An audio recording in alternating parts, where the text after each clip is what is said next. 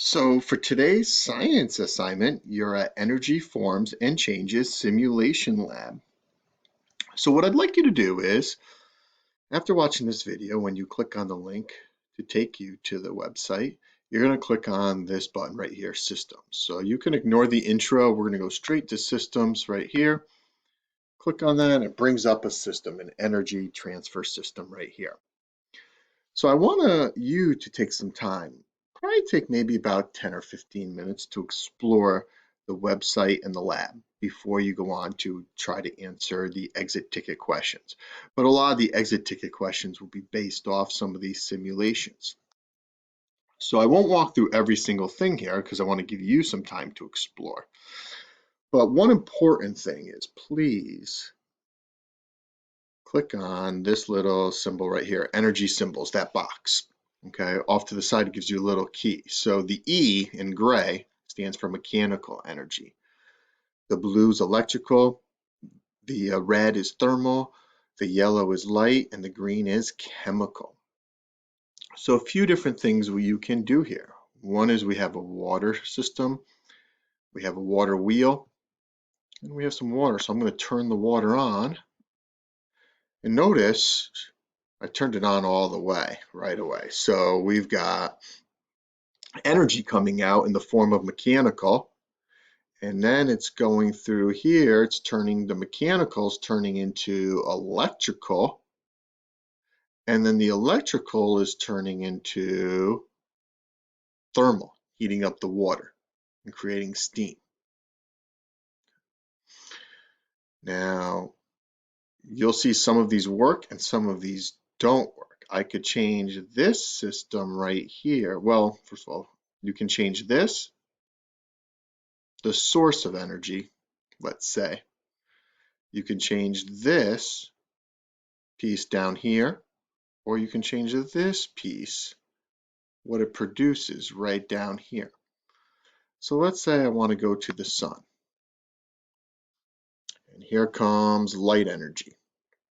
Electromagnetic rays coming out, really not doing until they hit the water right there, heating it up a little bit, but not moving the wheel at all. I'm going to put some clouds, actually a lot of clouds on. Notice here's the three clouds blocking a lot of that light energy, and nothing, no energy transfers happening over here. Okay. I could now change this middle piece to a solar panel. Nothing's happening. Again, the clouds are blocking it out. Let's get rid of some of these clouds, shall we? How about we get no clouds at all? So we'll let the light energy hit the solar panel, which is now converting it and transforming it into electrical and into heat. Maybe we don't want to heat up water. Maybe we want to light up a light bulb. Changing it to thermal. More efficient light bulb.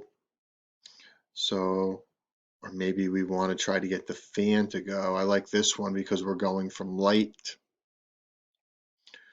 to electrical to mechanical. And again, you can change your source. I could go to a teapot. Turn that teapot on right here.